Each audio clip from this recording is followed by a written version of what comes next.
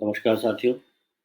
आज राष्ट्रीय स्वयंसेवक संघ के द्वितीय सरसंघ चालक श्री गुरु जी की पुण्यतिथि है। श्री गुरु जी, जिनका पूरा नाम माधवराव सदाशिवराव गोलवलकर था, उनका इस देश के सामाजिक, सांस्कृतिक आंदोलन राष्ट्रीय स्वयंसेवक संघ को आगे बढ़ाने में और उसके माध्यम से इस देश की वैचारिक धरातल को बदलने में बहुत बड़ा योगदान था।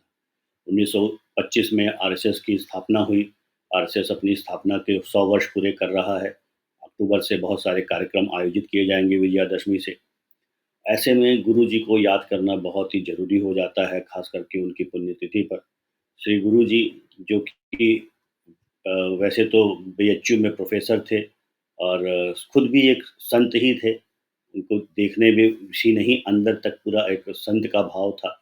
वो रामकृष्ण मिशन ऑर्डर से भी जुड़े थे, मॉन्क बन गए थे और वहाँ से उनको डॉक्टर हेडगेवार, जो आरएसएस के आद्य सरसंघचालक, पहले सरसंघचालक थे, उनको लेके आए थे।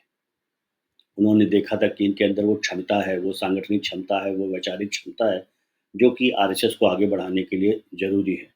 क्योंकि 1925 से लेके 1939 तक सर डॉक्टर हेडगेवार आरएसएस के सरसंघचालक रहे और उनकी तबीयत जब खराब हुई बहुत, तो 1940 से लेकर 1974 तक श्री गुरु जी गोलवलकर ये आरएसएस के प्रमुख रहे।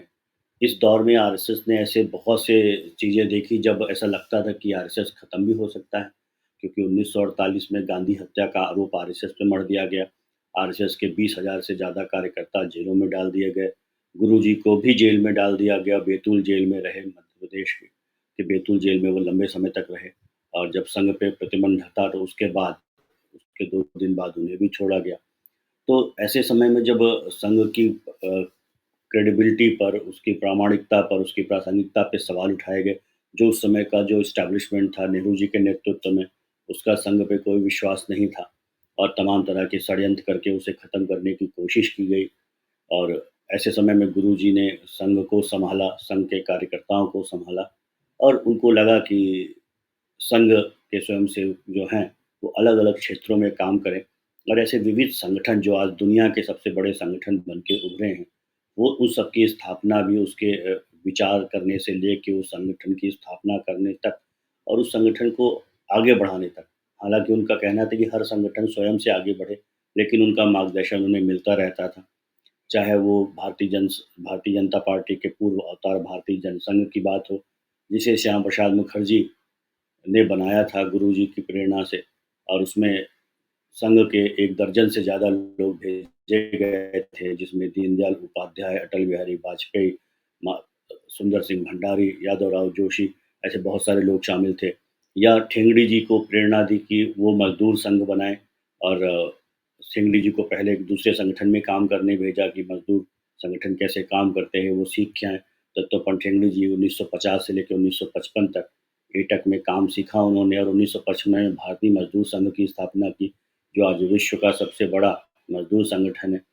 वैसे ही विश्व हिंदू परिषद की दुनिया भर के जो हिंदू हैं, उनके जो मुद्दे हैं, उस पे चर्चा, विमर्श और उस पे उनके अधिकारों के लिए माँग रखने वाला, बात रखने वाला एक संगठन ऐसा हो, तो ऐसा विश्व हिंदू परिषद की स्थापना भी उन्होंने की और उसका मार्गदर्शन भी किया और ऐसे तमाम संगठन, अखिल भारतीय विद्यार्थी परिषद, जितने भी संगठन हमें बड़े दिखाई पड़ते हैं, उसके पीछे जो प्रेरणा रही, वो गुरु जी की प्रेरणा रही कि कैसे इन सब संगठनों को उन्होंने स्थापित किया और सिर्फ स्थापित ही नहीं किया, उसको पुष्प पल्लवित करने में, उसका मार्गदर्शन करने में एक बहुत ही बड़ी भूमिका निभाई।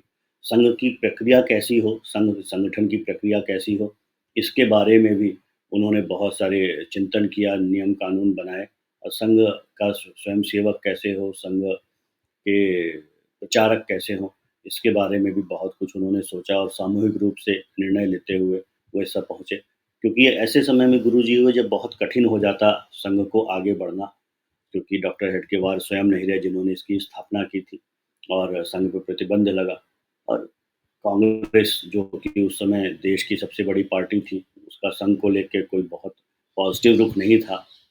और उन्होंने जो संघ ने जो पार्टी का में लोग अपने भेजे, वो बहुत छोटी-सी राजनीतिक दल था भारतीय जनसंघ। लेकिन इन सब बातों के बावजूद लगातार गुरुजी लोगों को प्रेरित करते रहे, संगठन का निर्माण करते रहे, वैचारिक धरातल बनाते रहे और संघ अगले 30 वर्षों में 1940 से लेके 1974 तक वो संघ के संघ चालक रहे। इसमें संघ अब बहुत तेज़ी से पुष्पित पल्लवित होते हुए आगे बढ़ता गया और हमने देखा कि 1977 में जो सत्ता परिवर्तन हुआ, उसमें संघ की बहुत बड़ी भूमिका रही और संघ के स्वयंसेवक उसमें काम करते रहे। इमरजेंसी लगी तो उसमें भी संघ ने बहुत आगे बढ़ के काम किया और जब ज़रूरत पड़ी तो जो उन राजनीतिक क्षेत्र में जो संगठन संघ से प्रेरित होके काम करता था जनसंघ, उसे ख़त्म करके जनता पार्टी की स्थापना की गई और इस तरह इस देश के सांस्कृतिक, सामाजिक, राजनीतिक, वैचारिक धरातल को बदलने में, एक नई दिशा देने में गुरुजी का योगदान अप्रतिम है। आज उनकी पुण्यतिथि पे हम सब लोग उन्हें स्मरण करके करते हैं। नमस्कार।